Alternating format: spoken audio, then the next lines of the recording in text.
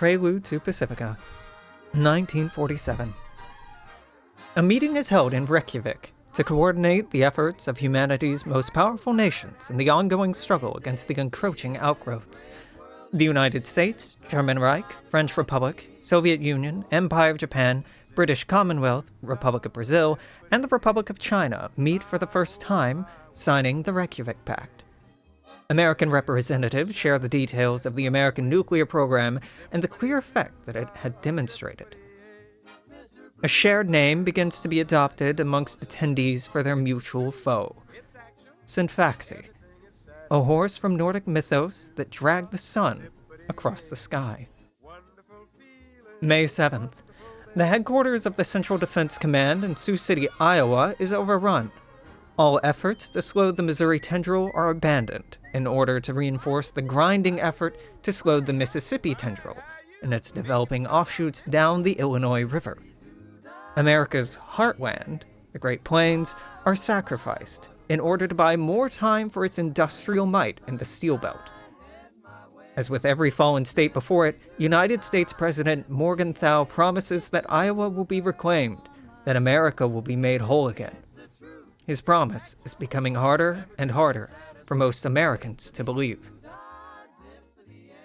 June 14th. The Rio Grande tendril reaches the river's headwaters in southern Colorado. It will continue to spread northward, harried not only by the exhausted remnants of the Western Defense Command's fighting elements from New Mexico and Texas, but also the mountainous terrain itself.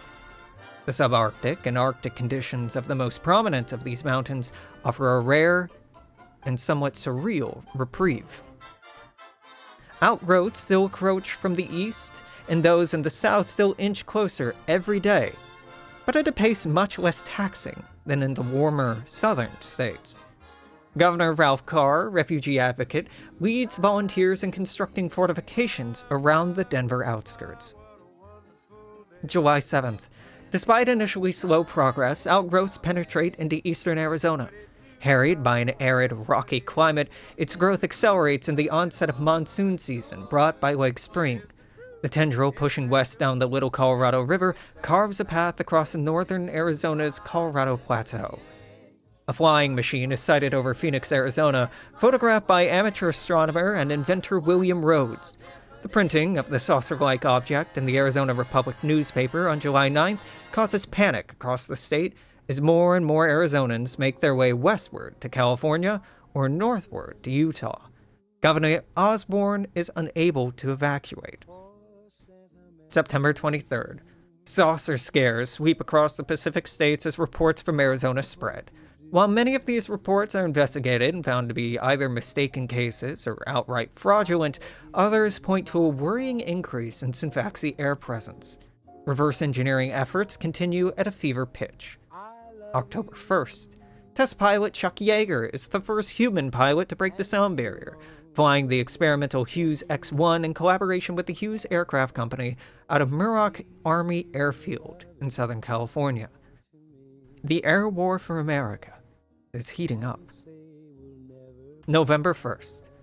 Following the announcement of the formation of an emergency Pacific state government, General MacArthur announces that the 1948 presidential elections will not be postponed like in 1944. Those states, designated as green zones in the Western Defense Command, will have their right to vote protected and observed. Word of this announcement does not reach the East Coast and Washington, D.C. until 1948, due to increasing division of the United States by Sinfaxi advance. President Morgenthau protests. By year's end, 4 candidates stand above the rest: Republican Douglas MacArthur, Socialist Upton Sinclair, Independent Earl Warren, and Democrat James Roosevelt.